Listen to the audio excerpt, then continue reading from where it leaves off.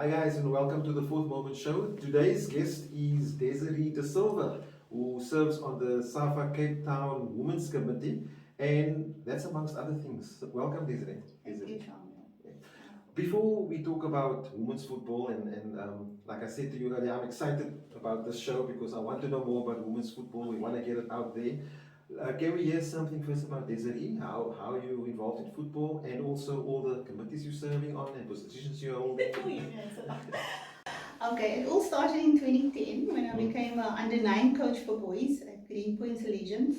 Okay. And then, things just started from there. And then I became a junior chairperson at Green Point, and how challenging that was. But it was challenging. But I survived. Yeah. And then I thought, okay, Green Point is too far, and I have so many things. And I live in Warnburg, so Okay. yeah. Then I went to join Tramway, Mm. and at Tramway, I then became the junior chairperson at Tramway. And then I was also coaching boys. So I was coaching under 12s. We then made Super League, promoted into Super League, and I'm still their coach under 12. Okay. So we had a very good football journey where that comes from. So you're coaching and you chairperson. Yes. Okay. At the moment. Junior chairperson. No, at the moment. 2 years ago, I then became the senior chairperson. I'm the chairperson of the club. Okay. Yes, so now I'm the chairperson of the Okay. club. Also, I then went to do some course, football management course, at Nelson Mandela University. Okay. Yes, that was for football management, and it was endorsed by FIFA. So I've got that, and then I decided, okay, I want to get more involved in football because of my studies, and yeah, so then I joined SAFA. So I'm serving on the women's committee. I'm actually representing Cape Town LFA on the REC, the Regional Executive Committee. Yes. Okay. Yes, so I'm Cape Town Tigerbucks representative for that. Then I'm also the vice president for women at Cape Town Tigerbuck LFA. Okay. So I run the women's football league, make sure that, and I also started a girls league with Cape Town Tigerbuck. So yeah, so we're the only league the only LFA who has a under 14 league, under 16 league for girls. Yeah. So we have a formal league. So it was formally launched in 2018. Yeah, and that was under 14 girls only at the time. Yes. So you have under 16 also now? Yes. Okay. So we wanted to incorporate this year under 12s, and which we had some teams under 12s, and then we had under 14s and under 16s, but because of COVID, a lot of parents didn't pull their girls out and say no, they don't want them to play football, so the league kind of just fall apart. But there is quite a lot of girls out there that, young girls that wants to play football, that wants to be involved in a league structure, because what they usually do is they play with boys. Yes. And so I just felt like, this is nonsense, man. Girls should play with girls, and the competition is just different. So that's my, and then I'm also currently the team manager for a SAFA League team called Souza Loja. Okay. So Yes. I'm the girls' team manager. Are you the team manager of Soshaloza? Yes. Okay. Yeah. You guys are playing the weekend, I think? We were supposed to start playing Yeah. but then they postponed it till the 28th. Oh, is it postponed? Yes, because of obviously people didn't train yet. And Yes. But we've been trying to train and also keeping the protocols. It's very difficult. Yeah, it's tough. Okay, cool. So you actually got quite a lot on your plate. Yes. I'm also a Really teacher. busy. Yes. I'm also a Really busy. teacher. And you're a teacher. Yeah. I've also been the coach of my school all the time. So. Oh, Yes. wow. Okay. Yeah. You have a lot of energy. Okay. What we want to do is we want to try to find out, paint for us a picture of the landscape of women's football at the moment. If I can give you my understanding, because as I said, we've been trying to push women's football for a while. So this year we managed to start following the RWL, the Regional Women's League. Previously we followed the SAFA League, but it wasn't to the way that we wanted to do it. There wasn't enough information for us for doing media work, which was the way we wanted to do it. So the Regional Women's League, we can go to the games as media, and I can report on it, I can see the players, I can see things. So that I understand. But then you have the SAFA League. Yes. And paint the other leagues for me, because paint the landscape. Where does it start from LFA? Okay. So the only two LFAs at the moment, which means Cape Town Tiger have always had, not always, but they started a women's league a couple of years ago already. So they were kind of the forerunners in this thing. So at the moment, I have about 15 teams playing at Cape Town Tigerberg on a Friday night. We have girls playing. And that is not under 14 or under 16, No, that's it's ladies league. Yeah. Okay. The girls plays on a Saturday. Okay. So yeah, so that we have a formal league for them. They play knockouts and all of that. Then Northern's LFA, Yes. they also started now with ladies, so they at the moment have 8 teams. Okay. And I'm really trying to push it at SAFA to get other LFAs involved, but you know, they don't seem to be motivating girls. They don't seem to be motivating women to play. Yeah. And that's actually the sad part because I mean, some LFAs do have SASL league teams or RWL teams. Yeah. But there's no structure where these girls can come up and go play in these leagues from the LFA. Okay. So usually, you know, the girls get scouted or there's trials for these girls. So the girls from the RWL teams, their sort of foundation it should be the LFA. Yeah. Playing in the LFA leagues, and then from there they make that transition to RWL. But usually those are girls who play with boys. Okay, at the or moment. they just play football for the fun of it, or they're just starting to play football. Because some RWL teams use quite young girls, you know, to play. I've seen that, yeah. Yes. Okay. And that is what I fought for at Cape Town Tigerberg, to say that why must a 14-year-old or a 13-year-old go play with an adult of 30 against or 28-year-old? Yeah. So I'm very much against that. But even you know, even in a Cecil game, if you come there on a Saturday, and our ladies, I mean, our youngest lady is about 17. But then you come and you have teams, you know, and these girls that's 14, 13 playing in your Cecil League. Yeah. Yes, they're good enough to play.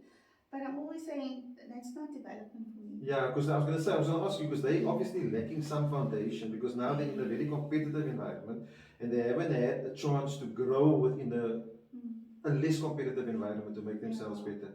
Okay, so the teams that's currently in the RWL, how did they get there?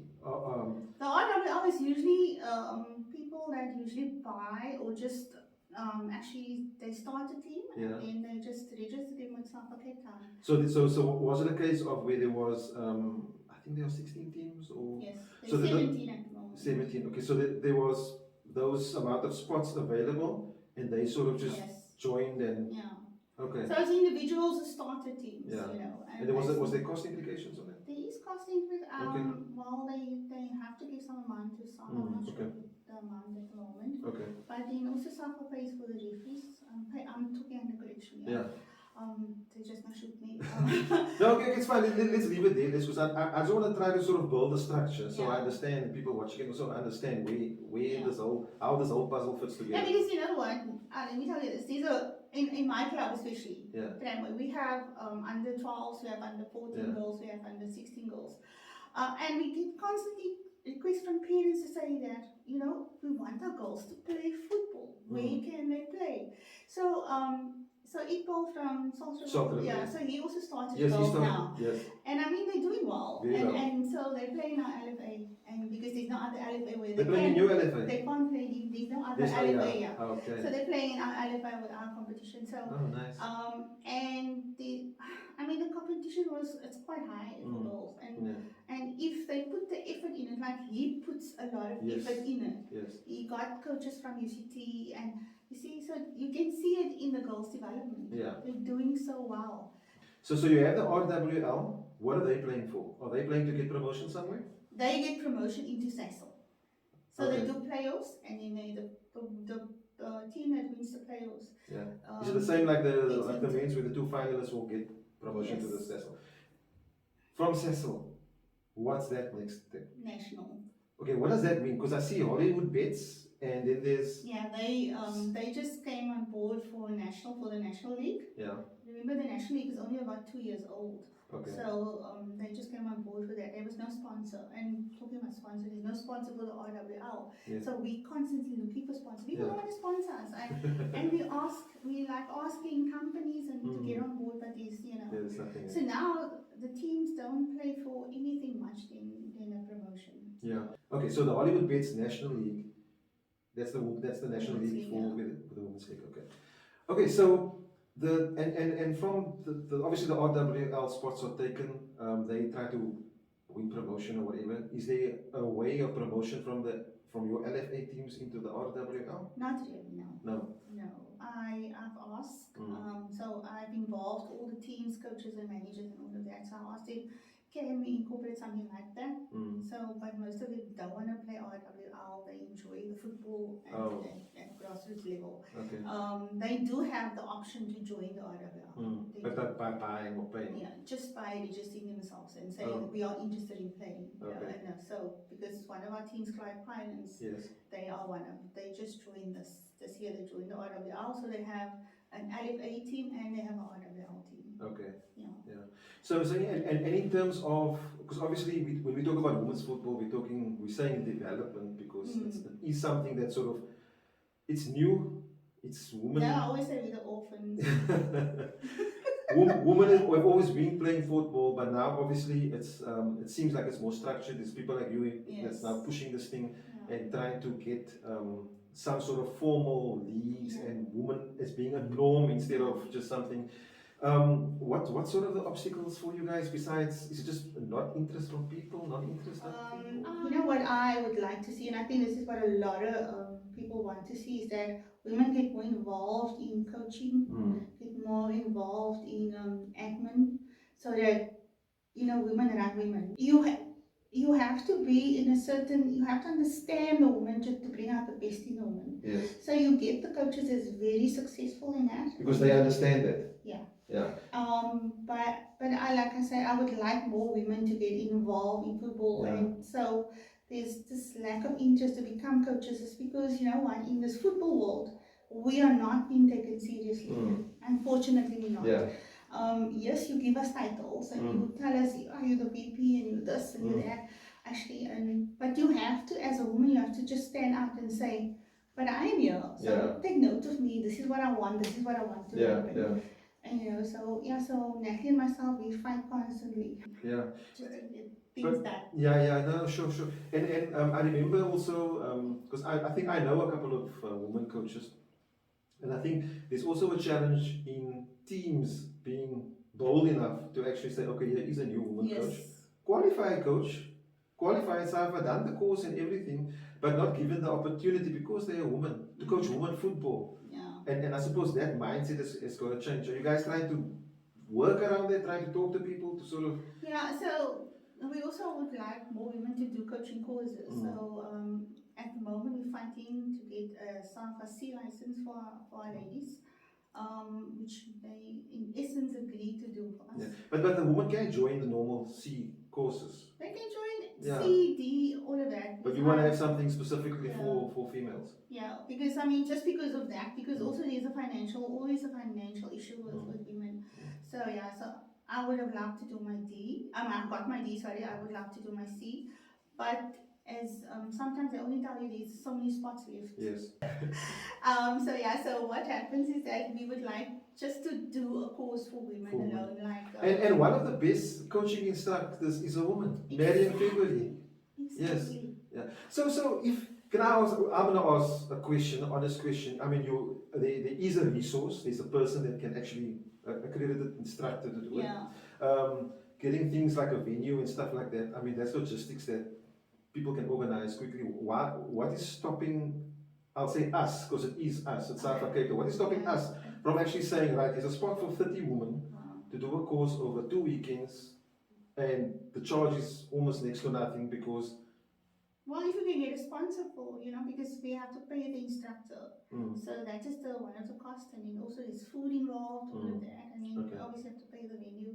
So, it can become a costly thing. Because the thing is, you see, if SAFA National don't decide that Natalie's not doing, what's her name, Marion is not doing it, then they have to send somebody from Joburg to come and do the C license. Okay, it's not something that our region can handle.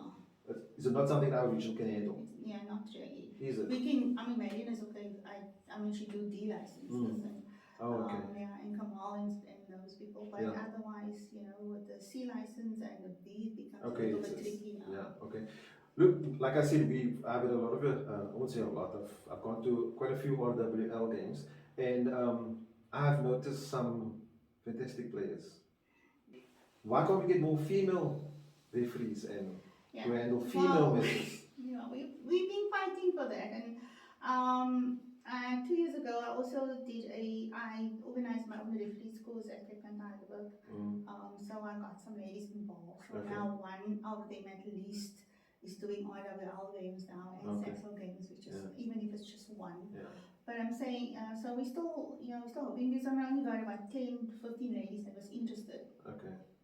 You see, because it is quite difficult also to get women interested in. I was going to that ask, kind. what is there a plan, or what sort of work is being done to actually create awareness? Because there might be females at home not knowing that they can actually be an assistant or a referee or a coach. No, I mean, Are we you guys try doing our anything? best to just let that platform be out there and tell, like what I tell the girls at Zolzaluza is that there's life beyond football, so you have to look at avenues. Like I never, I mean, I'm not a player. I played like over 45s with the men. That's the last I played. And yeah, so what I decided is that I'm going to rather study and see what is out there for me when it comes to sport. And there is life there that you can actually. So we're also planning a course for ladies at the end of this month, just to make ladies employable. Also making them aware of what is out there. Is that for like a life skills course? No, we would like it to be accredited. So we would like to teach them basic computer skills, basic administration skills. Because that just, it makes them employable. This being Women's Month, is there any sort of plan happening, function? Yeah, we're actually having a function on Monday. We're gonna talk about Charlotte McMake. I'm saying the name right. So so she's gonna be Jubaida Jaffa, the person who wrote the book about Charlotte. She's gonna be one of our speakers, just to introduce us to Charlotte and what Charlotte the icon was all about. And then also we're having a young lady that's gonna speak there, Nalipa. She's a footballer. She plays for Hellenic. So she's going to talk about her football journey. We would love to have Desiree, but she's in Joburg. So we're having a video conference with her. So that's all part of Monday's program, and then we're having an RWL game after the event. Okay, where is the event? It's going to be at Zulani Recreational Center in Nyanga. Okay, and obviously there's no spectators allowed and stuff. No spectators. We invited people. So unfortunately I'm not going to be there, but it's fine. Okay. Who's the RWL teams playing? Hotspurs. Yes. And From Green Lovers. Okay. They agreed to play on Monday, so Okay. so they play on Monday. Okay. Is there anything else you wanna? I've learned quite a bit now. I think that for me, what stands out is the awareness. Maybe there's not enough awareness. Yes. What I can say from our personal side, being a media sort of group within the local football, it's not easy getting information on women's football. Okay. So maybe if I need to be more, will know who to contact. Well, now I've got your number, I know who to contact. But I think that also just tells me the awareness maybe of the women's football is not out there. So how do we, I mean, I'm not saying you, because we are part of Cape Town football, how do we get it out there? How do we get the information out that coaches, women need to become coaches, referees and stuff like that? Well, I think on your platform that you are alive on, I mean the Facebook platform, you can always just, announce things like that, or just get motivational speakers and say, listen, this is for women out there. Yeah. Please. Is there anything else you want to tell us about women's football? Well, I just feel that, I think they must stop putting women football on the back burner, and we're always on the back foot when it comes to certain things, when it comes to discussions, or when it comes to decision making. Because people say we want to develop women football, but they're not, they're not keeping their word. Just lip service. Yeah, so I know I'm going to get into trouble for this, but it's fine. But we would love that people get more involved in women's football. Yeah, so for people watching you out there, if you belong to a club, you want to get involved in women football, Start a girls team, start with your under 12s, those are the developing ones. Yeah. Start with your girls under 12, get some girls to play football. We also involved, SAFA is also involved in school football, so we have girls teams in school football. But they don't play they play in the week. Some they play because they play for school. And so what I also say to our clubs in Cape Town Tiger, I say to them, go to schools and take those girls and let them play on a Saturday, because then they play more competitive football. So I wouldn't say more competitive, but it would be in a league structure where they are formally footballers.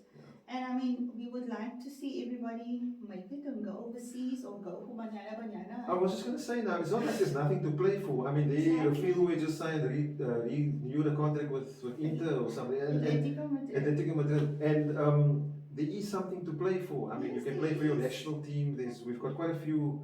Because I just said, I mean, we interviewed this girl that plays in the States now, so her video is also going to be played on Monday.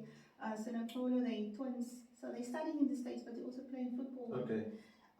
And then it's always about money, there's no funding, there's no this, and women needs to be extra cared for, they need to be transported. I mean, we as a club, we give it so much money just for transport just to get the girls if they don't, so that's always the challenge. Okay, so Desiree, thanks for coming through today and sharing all the information. Like I said, we've learned quite a bit. And guys, if you have ladies at home or girls in your club, I know the girls play with boys age over, I think. So try to get more girls maybe from your community together. It's not that difficult if you want to do it. You don't have to play in the league structure immediately. You can try it for a bit. Am I right? Am I going in the right way? And then when you are organized, then you can join. And the Cape Town Tigerberg are accepting teams from outside of the LFA. Better yet, you want to save on money and transport, get it involved. Speak to your clubs in your LFA. Desiree, thanks for coming through. We hope we've done a bit of justice to letting women's football get out there. And from the Fourth Moment side, keep following our page. We follow the RWL. We will be following the Cecil. And and like I say, we've been at RWL games. There's plenty of talent there. There's some girls there. There's better than boys. I can tell you that much. And if you want to see football played with passion and skill, go have a look when you are allowed to go. But let's support women's football. And that's all from us for this week, and see you next time.